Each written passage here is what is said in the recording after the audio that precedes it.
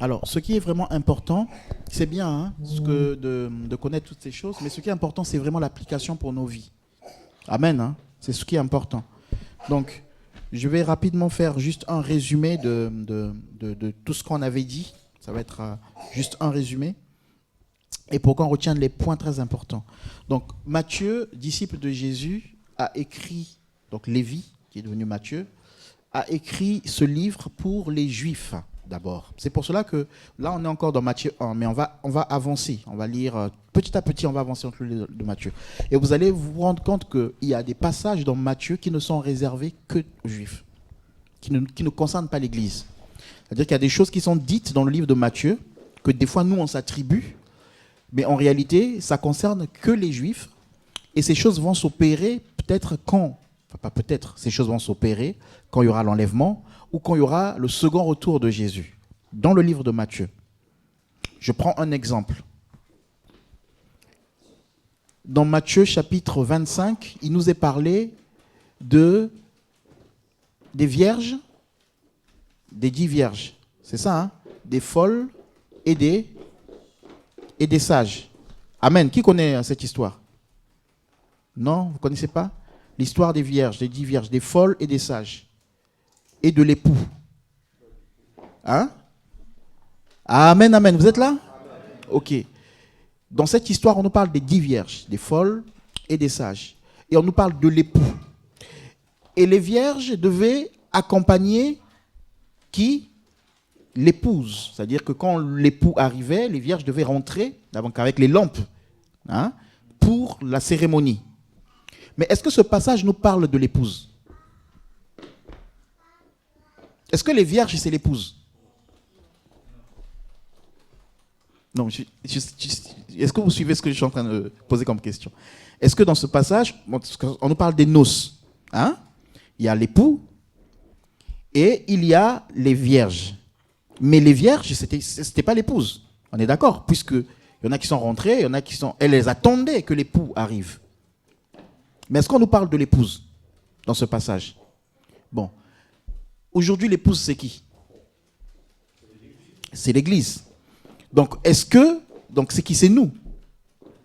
Donc, est-ce qu'on peut en même temps être l'épouse et les vierges? Qui étaient les vierges alors? Les Juifs.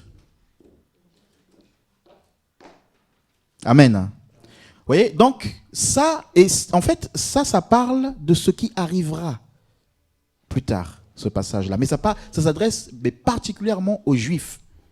Ça leur concerne eux, puisque nous sommes l'épouse. Et vous voyez, c'est vraiment un peu l'image de Jean-Baptiste, qui est juif aussi, et qui va accompagner Jésus dans le ministère. C'est l'ami de l'époux, Jean-Baptiste. Comme les épouses qui sont l'ami de l'épouse. L'épouse qui est l'Église. Amen. Dans certaines églises, on va nous dire que, bon, les Juifs ont été remplacés par l'Église. Non. La Bible fait bien la distinction, même dans les derniers temps, entre les Juifs et l'Église. L'Église n'a pas remplacé les Juifs.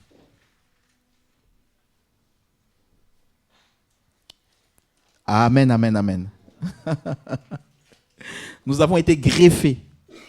Bon, donc c'était juste une parenthèse. Donc vous voyez que le livre de Matthieu parle aux Juifs. Il est écrit pour convaincre les Juifs que Jésus, qui était annoncé dans l'Ancien Testament, c'est pour cela que vous allez voir, hein, quand on va évoluer dans le livre de Matthieu, vous allez voir que beaucoup de fois, Matthieu rappelle les prophéties, hein, afin que s'accomplisse ce qui avait été dit, qu'il naîtra un fils à la Vierge. Il va tout le temps rappeler ça. Pourquoi? Parce que les Juifs connaissaient la loi, ils connaissent encore la loi. Aujourd'hui, si vous parlez avec un Juif, ça n'a rien à voir avec nous quand on parle de la Torah. Donc, ils connaissaient la loi. Et donc, comme ils connaissaient la loi, pour que Matthieu prouve que Jésus qui est arrivé là, que vous avez rejeté, que vous avez crucifié à la croix, parce que vous avez cru que ce n'était pas lui le Messie, eh bien, moi, Matthieu, je vous prouve qu'il descend de David et il fait partie de la promesse donnée à Abraham. Parce qu'il y a une promesse qui avait été donnée à Abraham. Que ta postérité possédera les portes de ses ennemis. Et cette postérité, c'est Jésus. Et donc, c'est pour cela que dans la généalogie, Matthieu commence par Abraham, qui avait une promesse, une postérité.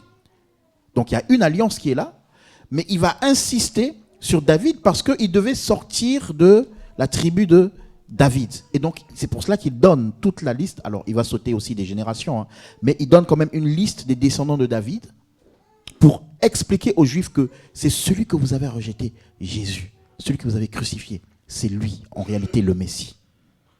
Amen. Et dans la généalogie qu'il a donnée, Matthieu a... Ça c'est merveilleux. C'est pour cela que je dis, c'est nous, quelle est la leçon qu'on tire? Matthieu s'est permis de souligner des femmes étrangères, des femmes imparfaites, des femmes qui ne sont pas dignes. C'est-à-dire que Jésus qui est saint, qui est roi, en qui il n'y a pas de péché, il a pour ancêtre des femmes qui ont été prostituées, comme Rahab. Alléluia. Nous, là, si on nous dit seulement, ah, ta mère était prostituée. Ah, même si c'est vrai, hein. Oh, toi, tu me cherches des problèmes ou quoi? Faut être respectueux, hein. Vous voyez? Ce qu'on ne veut pas, c'est honteux. Mais Jésus a comme ancêtre Rahab, une prostituée. Rahab, c'était une prostituée de luxe en Jéricho.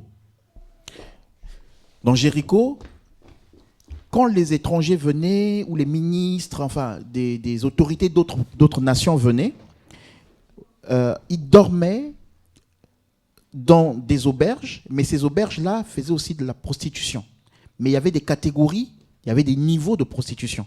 C'est-à-dire qu'en termes de luxe, comme aujourd'hui, vous avez des prostituées qui sont là dans la rue, que vous voyez à la gare, derrière la gare. Non, mais c'est vrai, moi j'étais choqué un jour, j'ai dit, mais c'est une femme, non? C'est un homme.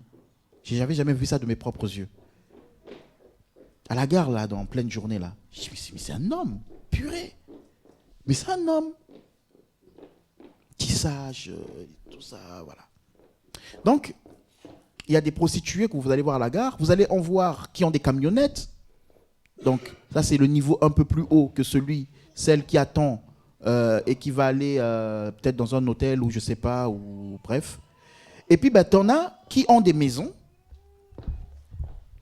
qu'on appelle des fois des maisons closes, ou c'est ça, hein, je sais pas, mais qui ont des maisons.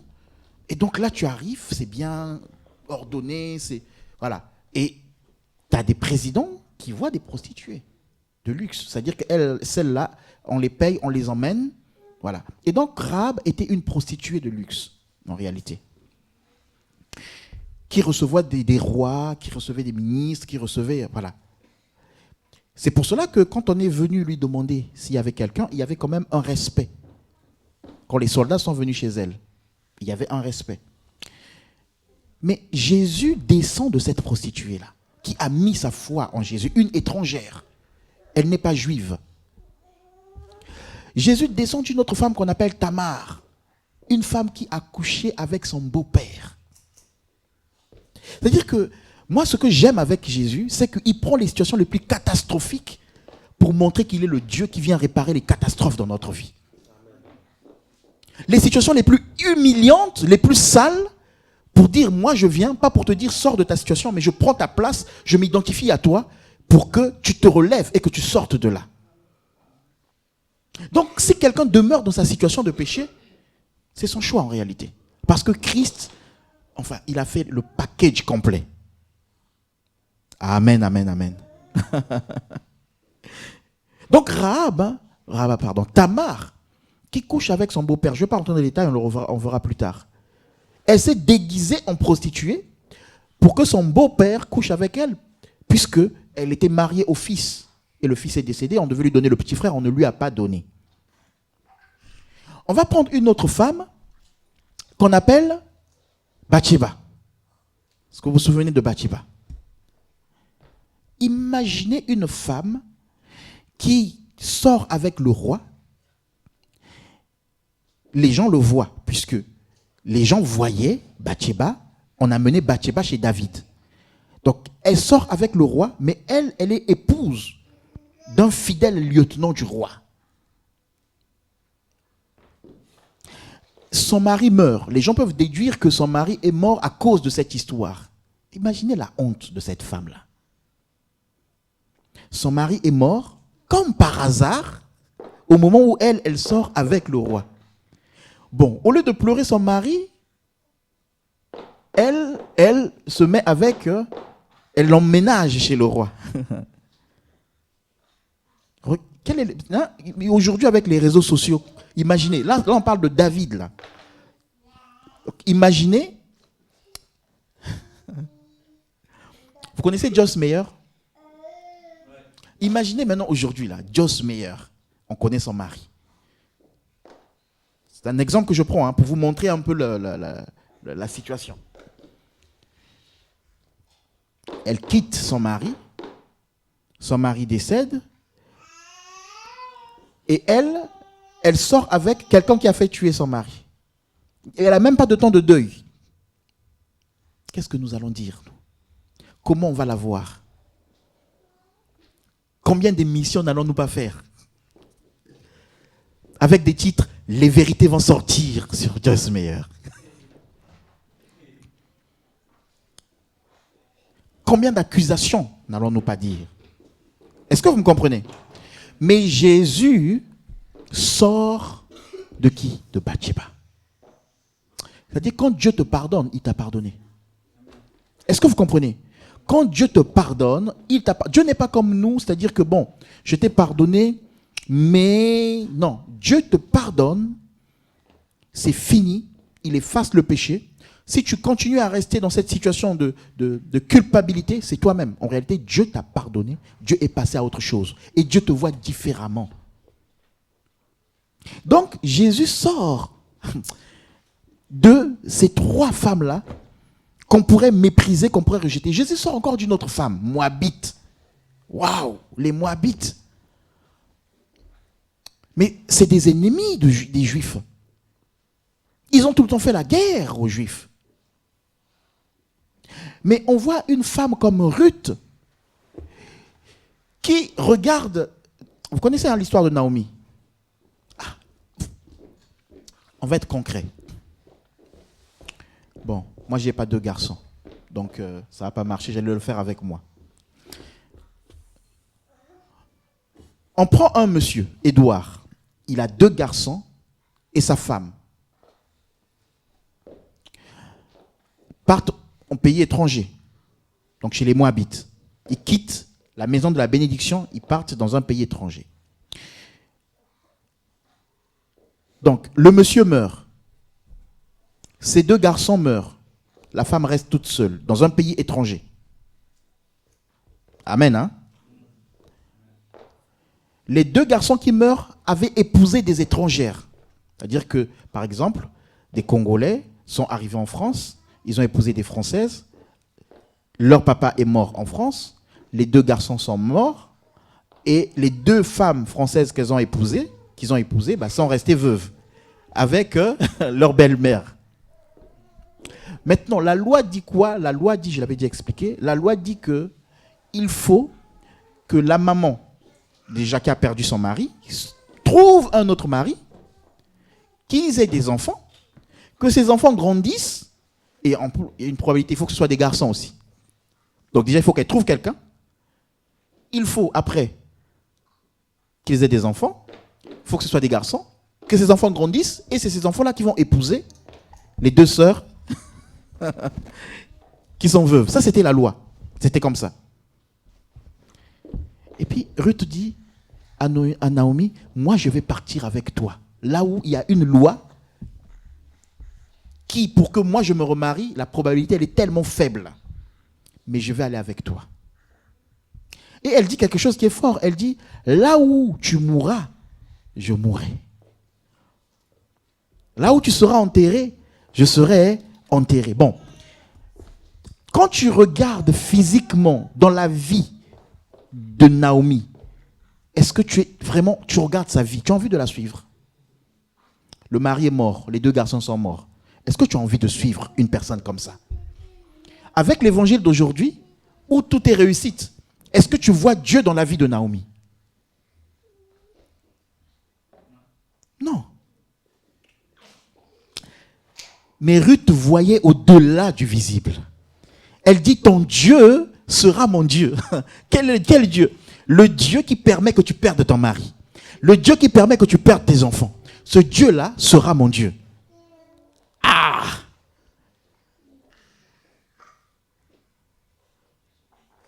Aujourd'hui, si juste un pasteur a un drame, ah, Dieu a frappé. Vous avez vu, on vous avait dit que ce n'était pas un homme de Dieu. Alain, l'autre est mort. Ah, ben vous voyez, c'était pas, on vous avait dit. Mais comment? Il peut être empoisonné comme ça. Comment il peut mourir? Et Ruth voit dans la vie de Naomi une servante de Dieu. Elle dit, ton Dieu, moi je vois l'échec dans ta vie, mais je vois que tu marches avec un Dieu qui est puissant. Même si autour de toi, on peut sembler voir un échec. Tu peux marcher avec Dieu et dans la vie normale, vivre des désastres. Mais ça ne veut pas dire que Dieu n'est pas avec toi. Et Naomi a suivi.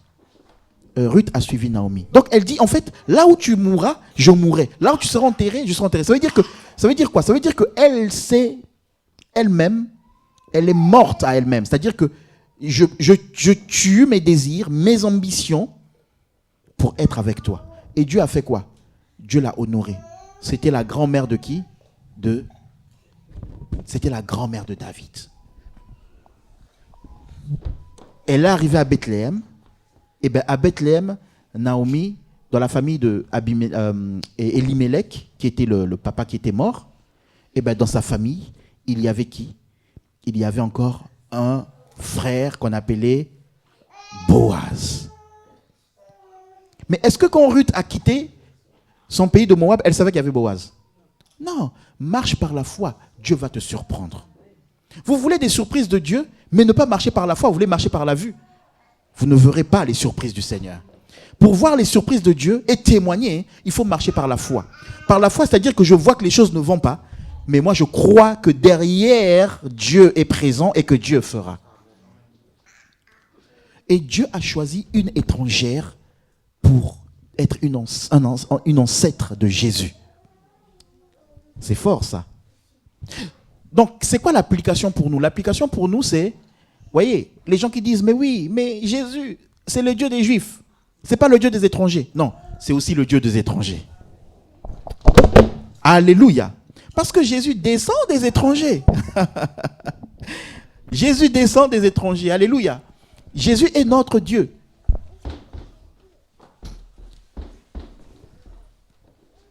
Dans sa généalogie, il n'est pas que l'enfant, l'arrière, petit-fils que des Juifs.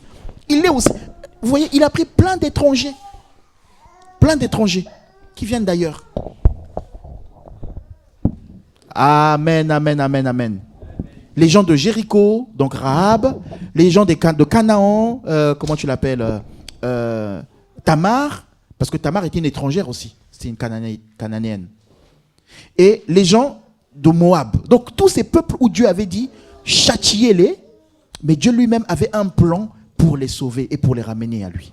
Donc, on voit que Jésus, notre Dieu, alléluia, est né des étrangers pour sauver des étrangers que nous sommes. Amen. Alors, on avait vu autre chose. Donc, on a parlé tout à l'heure de Joseph, voilà, qui était le père de Jésus. On a parlé de ça. On a parlé d'autre chose, c'était les droits légaux. Qui se souvient de ce qu'on avait dit sur les droits légaux. Et donc, quand on a parlé des droits légaux, on a parlé de la généalogie de Jésus par Marie. Vous voyez que même dans la Bible, c'est-à-dire que les gens disent oui, dans la culture juive, la femme était mise de côté. Non, les femmes étaient honorées. On parle de Joseph, on parle de Marie. Et Jésus marchait avec des femmes. Dans l'histoire de l'Église, on voit l'implication des femmes. Donc les femmes ont une place dans la parole de Dieu. Amen, amen, amen. Amen. Exo, tu as une place pour le Seigneur. Est-ce que tu le sais? Amen. Donc, on a parlé des droits légaux et en parlant des droits légaux, on avait dit quoi? On avait dit qu'il y avait une loi, on avait vu ça dans Nombre, qu'il y avait une loi qui disait que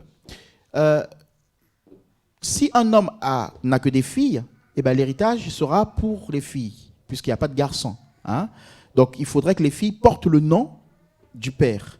Et donc, la personne qui va se marier à cette fille-là, Donc c'est lui qui devient héritier, donc il est adopté en réalité. D'accord? Il rentre dans cette famille-là.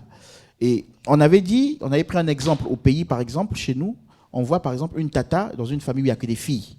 La tata qui est née, souvent le mari, l'homme qu'elle épouse, c'est lui qui devient le chef de famille. Quand il y a des réunions de famille, c'est cet homme-là qui essaie de gérer, de prendre soin de la famille. Amen, amen. Parce que nous, c'est une parenthèse, au Congo, on a un peu la même culture que les Juifs. Même pas un peu, beaucoup, dans les traditions. Ok.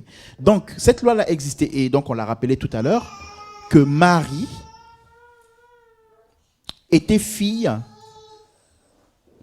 unique et qu'elle n'avait pas de frère. Donc, quand Joseph l'a épousée, Joseph a bénéficié des droits qui étaient liés à Marie en termes d'héritage. Et on avait vu un passage qui expliquait bien ça. Je vais essayer de le retrouver. Donc, c'était dans Néhémie, je vais le lire. Néhémie chapitre 7, verset 63. Il est dit, d'entre les sacrificateurs, fils de Obaïa, fils de Hakot, fils de Barsilia, qui avait épousé une des filles de Barzilla de Galade et fut appelé de leur nom. Donc c'est un homme qui a épousé une des filles de Galade, Barzilla, et du coup qui a pris le nom de cette famille-là, de la famille de cette fille. Amen. Hein? Ça veut dire quoi? Ça veut dire que nous, quand nous épousons le Seigneur Jésus, nous sommes adoptés de Dieu et nous prenons le nom de chrétien. Nous prenons le nom, un nouveau nom que Dieu nous donne. Nous appartenons à une autre famille. Il y a un passage dans l'Ancien Testament, j'ai oublié le verset, qui dit « Fais-nous porter ton nom ». Alléluia. Fais-nous porter ton nom. Est-ce que tu sais que, à part le nom que tu portes de ta famille, de ton père, si tu es vraiment né de nouveau, tu portes le nom de Christ. C'est-à-dire quand Satan te voit, il voit une autre identité, il voit un autre nom de famille. C'est pour cela que Satan ne peut pas toucher. Alléluia. Qui est heureux de porter, on va dire par exemple le nom de... J'appartiens à la famille Bill Gates. Je pense que si quelqu'un... Moi je prends... Hein, supposons... Bon, je dis ça comme ça. Si moi, par exemple, j'étais adopté par Bill Gates, ça se trouve, j'aurais une autre voiture. Parce que là, aujourd'hui, quand j'ai dit, ah, mais pourquoi les gens achètent des voitures chères comme ça? Parce que j'ai peut-être pas les moyens d'acheter ça. Mais ça consomme. Mais l'argent, ils pouvaient donner aux autres. C'est peut-être parce que j'ai pas les moyens d'acheter ça. Donc, que je vois ça comme ça. Mais imagine, j'étais adopté par Bill Gates. Ça se trouve, j'allais acheter une voiture, j'arrive ici, je me gare même pas, je me mets juste ici. Et puis, il y a un système qui me fait monter direct, je rentre par ici là. Ça se trouve, si j'étais adopté par Bill Gates, sur mon pare-brise, j'allais mettre fils de Bill Gates pour que les gens voient. Pourquoi? Parce que simplement, je suis fier d'être le fils de Bill Gates. Est-ce que je me fais comprendre? Ça se trouve, j'étais adopté par la reine Elisabeth. Purée. Mais à chaque fois que je rencontre quelqu'un, bonjour, bonjour. Il faut que je me présente. Je suis non, je suis pas Mabonzo. Je suis Édouard. Édouard II, consort. Le gars a oublié même son nom de famille. Des fois, il veut sortir, il le bloque. On ne te demande même pas de te présenter, tu te présentes. C'est comme au pays. Il y en a qui ont juste une relation avec le président. Dès qu'il arrive, tu sais qui je suis. Aïe, aïe, aïe. Il y a des gens que le président a reconnus comme étant ses enfants. Dès qu'il a reconnu la personne quand elle sort, déjà elle a changé sa coiffe. Et quand elle sort, il faut qu'elle présente sa pièce d'identité. Je suis un Nguesso. Vous voyez? Parce que la personne est fière. Mais vous portez le nom de Jésus. Est-ce que vous êtes fier de porter le nom de Jésus? Est-ce que tu es fier de porter le nom de Jésus? Ou le nom de Jésus s'est abattu sur toi et maintenant tu es devenu triste? Ah, c'est quoi cette vie? C'est quoi cette vie? Hein? C'est ça quand on n'a pas eu la révélation de qui est Jésus. C'est quoi cette vie? Hein? On dirait que je ne peux pas faire ci, je ne peux pas faire ça. On voit que les interdits. Oh, il y a des bénédictions dans la vie avec Jésus. Les interdits ne sont même plus des interdits. C'est-à-dire que c'est bas, c'est sale. Paul dit, je regarde ça comme de la boue. Alléluia. Je regarde ça comme de la boue. Qu'est-ce que tu regardes comme de la boue aujourd'hui? Ah, si tu portes le nom de Jésus, il y a des choses que tu peux regarder comme de la boue. Les choses que les gens honorent, les gens aiment, mais toi tu regardes et dis, mais non, mais ça moi je ne peux pas le faire. Je n'ai pas le temps de faire cela. Est-ce que tu es fier de porter le nom de Jésus? Est-ce que quand tu es devant les gens, tu es fier de dire, je suis chrétien? Je suis chrétien. Je vais à l'église dimanche. Il faut être fier de ce que tu es. Dis à ton frère, sois fier de qui tu es. Sois fier du nom que tu portes. Mais les gens sont fiers de ce qu'ils sont. Toi, sois fier de qui tu es. C'est pas seulement quand on est ici, Seigneur, oui, je porte le nom de Jésus. Non, c'est dehors. Je suis chrétien. Et j'ai pas honte de l'évangile. C'est une puissance de Dieu pour le salut de quiconque croit. Mais pour que les gens croient, il faut que je le dise, que je suis fier de porter le nom de Jésus. J'ai été adopté. Qui n'a pas été adopté par Jésus? Et en plus, Dieu est tellement merveilleux qu'il t'a adopté et il te fait partager l'héritage de Christ. Waouh! Tu deviens co-héritier avec Jésus. Mais c'est énorme ça. Attendez. Regardez. J'ai mon fils là. J'ai mes enfants, j'ai mes filles. Imaginez, j'adopte un autre enfant. Bon, je ne vais pas prendre mon exemple. Je vais parler de la sœur Glody. Ça va être plus...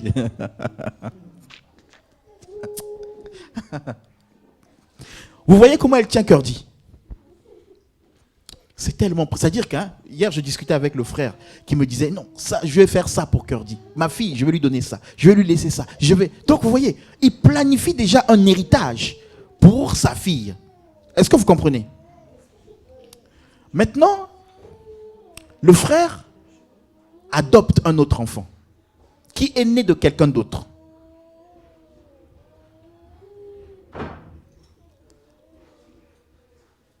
Est-ce que tu seras d'accord? Oh, elle dit non. Hein. Vous voyez déjà. Est-ce que vous comprenez? Bon,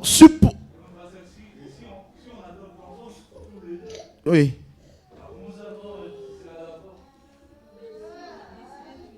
Oui. D'accord. Bon, supposons que vous décidez tous les deux d'adopter et que vous adoptez un enfant.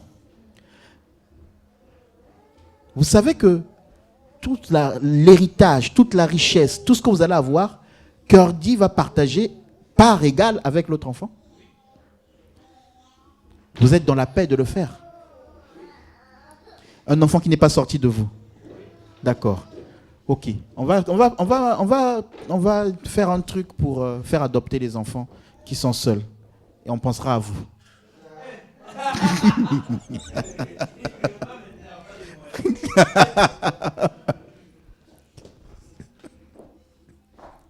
Pas maintenant. Hein? Donc maintenant que tu n'arrives pas à partager le peu que tu as, tu penses quand tu seras... Vous voyez, regardez franchement, Dieu t'adopte et parce qu'il t'a adopté, il prend l'héritage de Jésus qui a souffert. Toi, tu n'as pas souffert à la croix. Hein? Nous n'avons pas souffert à la croix. Jésus a payé à la croix pour nous. Et l'héritage qui revient à Christ, Dieu le partage entre toi et Christ, co-héritier avec Christ, parce qu'il t'a adopté. Mais quelle grâce! Quelle grâce! Alléluia! Quelle grâce! Est-ce que tu es heureux d'être un chrétien? Alléluia! Jésus est puissant, tu es puissant. Jésus chasse les démons, tu peux chasser les démons. Alléluia! Jésus guérit les malades. Tu peux prier et les malades seront guéris. Il t'a donné cette autorité, il t'a donné ce pouvoir. Il y a une situation, un blocage dans ta vie, tu peux dire, au nom de Jésus, montagne, ôte-toi et jette-toi dans la mer. Alléluia. Ah, merci Seigneur. J'aimerais vraiment que tu comprennes le privilège et la grâce que tu as d'être un enfant de Dieu et d'être un chrétien. Ensuite, on a vu un dernier point. Donc, c'était dimanche dernier. C'était le germe. Le germe. Qui doit grandir, qui doit naître, qui doit produire du fruit. Et donc, nous avons parlé, je vais vraiment être bref là-dessus. On a parlé de la descendance de David qui devait construire le temple. Le premier, c'était qui, on a dit? C'était Salomon qui a construit le temple. Amen. Fils de David. Et ensuite, nous avons vu que le temple avait été détruit par qui? Par les Babyloniens, les Chaldéens. Donc, ils ont détruit le temple, ils ont amené toute la richesse. Mais Dieu avait donné une prophétie par Ésaïe pour dire que le temple sera détruit, vous serez emmenés en déportation. Amen.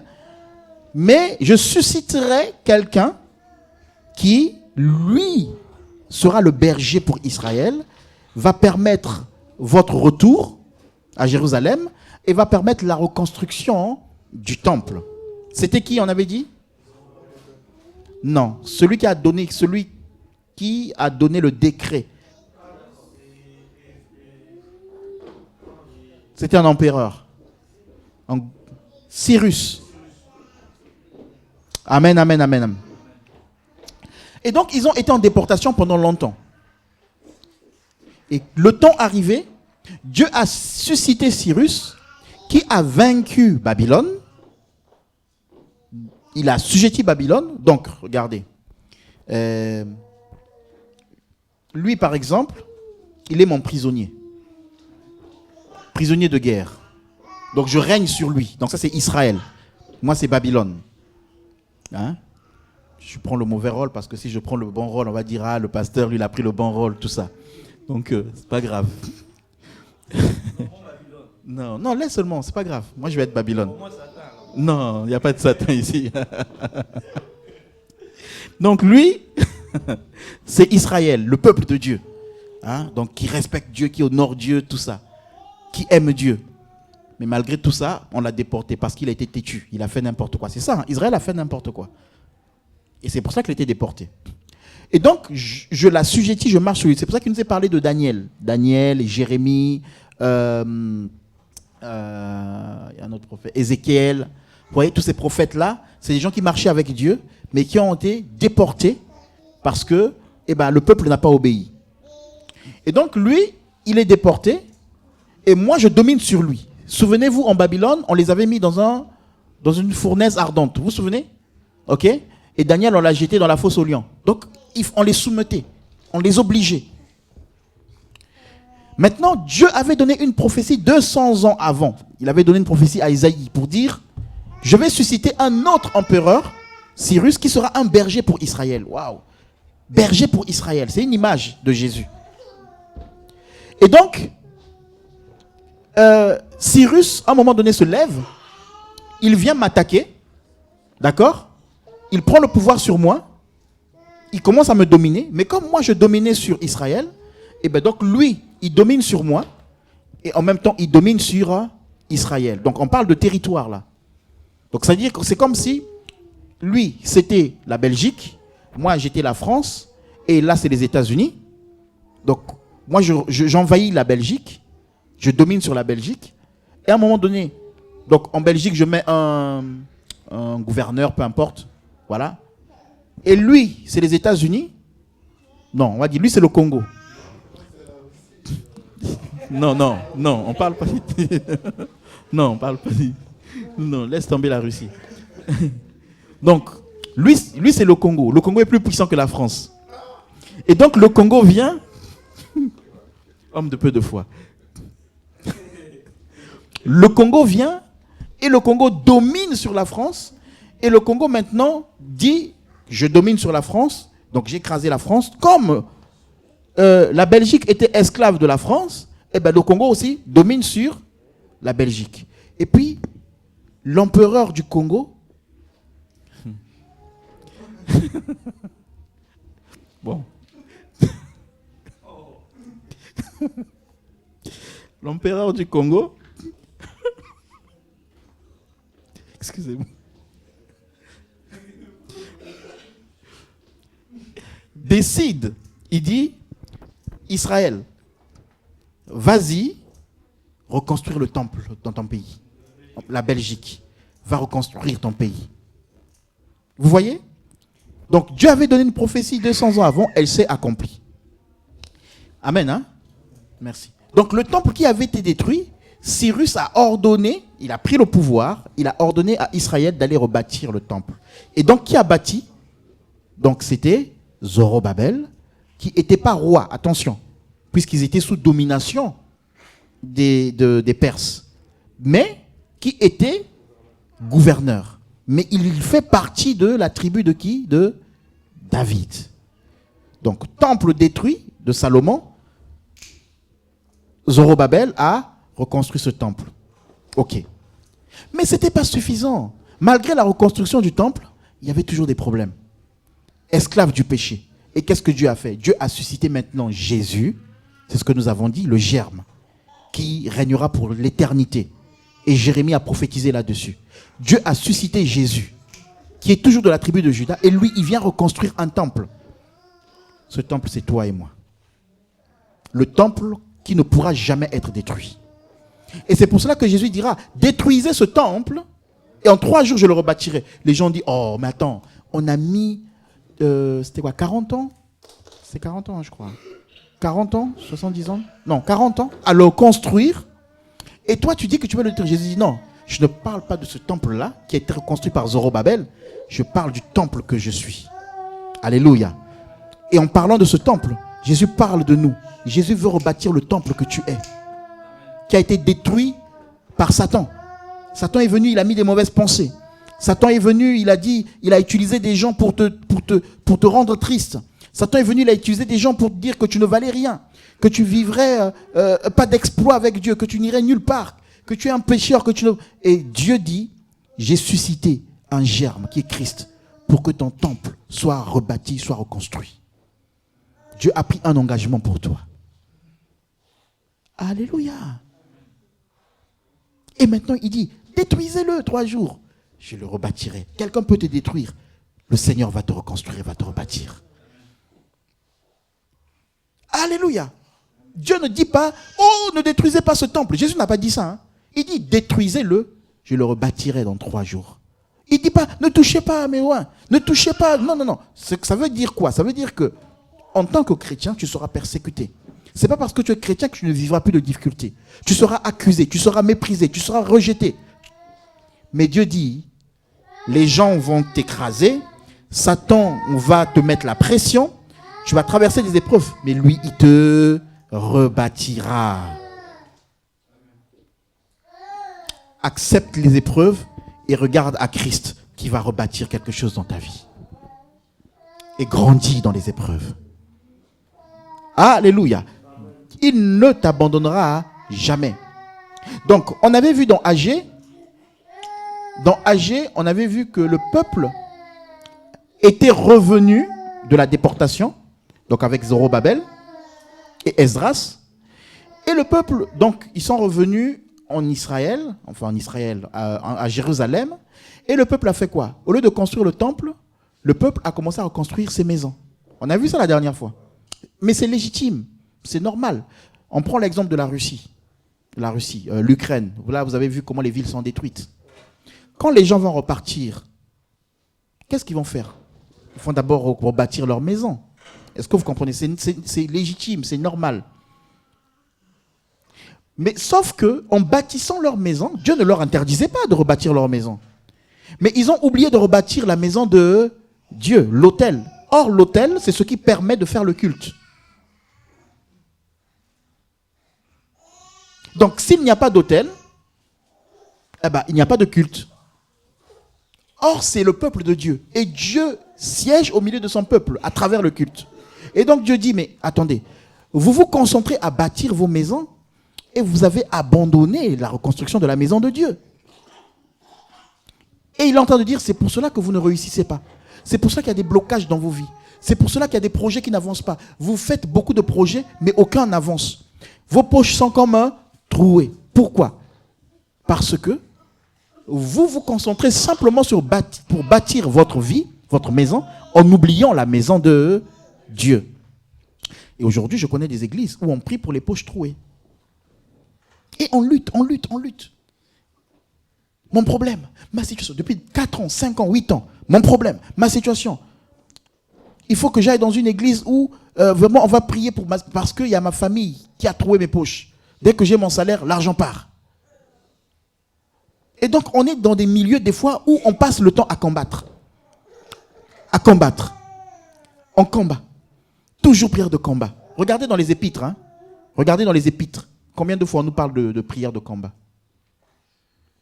Regardez combien de fois. Et donc les gens passent leur temps. Je chasse. Je chasse. Je renverse les hôtels. Depuis des années, on renverse les hôtels. Les maris de nuit. Les sirènes des eaux. On voit une sœur qui est belle. Allez, sirène. On voit une sœur qui est belle, mais qui brille pas trop. Ah, là, elle est spirituelle. Vous voyez?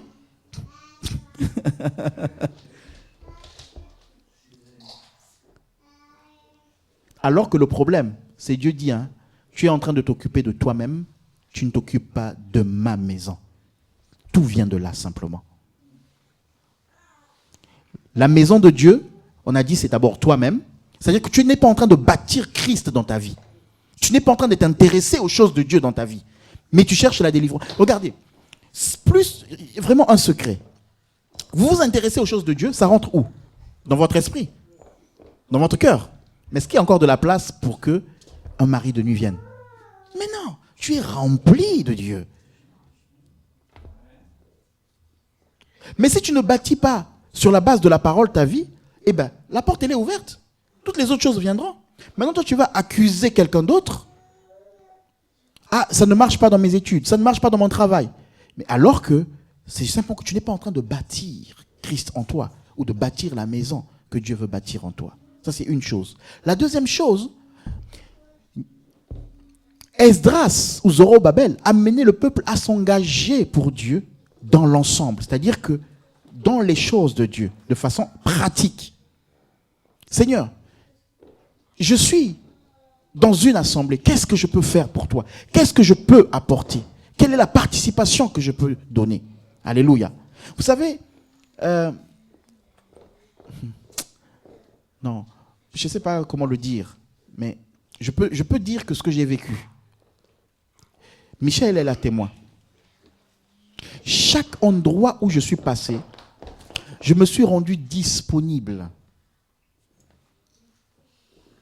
Chaque église, dans chaque ville où je suis passé, je me suis rendu disponible pour dire qu'est-ce qu'il y a besoin ici de faire.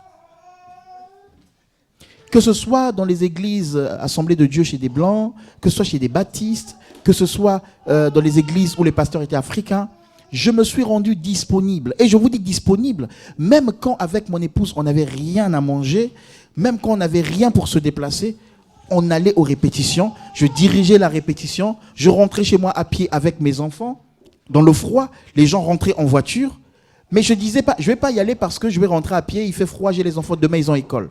Non, non, non, non, je faisais ma part. Ah, j'étais en train de semer. Ce que tu fais pour Dieu, tu le fais pour toi-même en réalité. Il y a un temps où les économies que tu fais dans le royaume des cieux, Dieu ouvre la caisse. Alléluia. Aujourd'hui, quand je vois, des fois ça me revient comme ça, me vient comme ça. Quand je vois le frère en train de jouer, c'est de quoi je vais parler. Ça me fait penser à moi à l'époque, tu vois. Où je me rendais disponible et où je jouais. Vous voyez, ça me fait penser à moi à l'époque. Mais le fait d'avoir été disponible, dans ma pensée, je ne cherchais même pas de femme. Hein. Et la témoin. Mais parce que j'étais disponible pour Dieu, comme Adam était disponible pour nommer les animaux, Dieu a dit, ah, tu vois comment il bosse? Dors. Est-ce qu'Adam a demandé une femme? Est-ce que Adam a demandé une femme? Non. Dieu a dit, dors. Je m'occupe de ton épouse. Quand elle est arrivée, Adam a regardé, il a dit, non, voici cette fois-ci. celle qui est. Alléluia. Est-ce que Boaz a cherché une femme? Non. Boaz travaillait. Ruth est arrivée. Est-ce que Ruth est arrivée pour chercher un mari? Non. Lisez le livre de Ruth. Ruth a dit, je vais aller travailler. C'est elle qui a pris la décision. Elle pouvait rester assise dans sa maison. Elle a dit, je vais aller travailler, je vais aller glaner. Les femmes paresseuses, vous allez passer à côté d'une bénédiction. Quand tu travailles, Dieu lui-même s'occupe du reste. Quand tu désires travailler, quand tu désires faire quelque chose, je bénis le Seigneur pour Papa Félicien. Qui, écoute, il pouvait faire comme tous les autres. Je ne suis pas en situation de travailler, je ne travaille pas. Non, il travaille. Même si c'est du béni, il travaille. Il s'intègre. Il n'est pas payé, mais il travaille. Ce que ta main trouve à faire, fais-le. Et c'est là que Dieu te bénira. Alléluia. Donc Christ est venu reconstruire le temple que nous sommes. Mais est-ce que tu es engagé à reconstruire ce temple que tu es, mais aussi à construire la maison de Dieu? Dieu a besoin d'hommes et de femmes pour servir. Dieu a besoin de toi. Soyons des Zorobabel. Soyons des Esdras. Que Dieu nous bénisse. Amen. Tu peux le faire. Amen.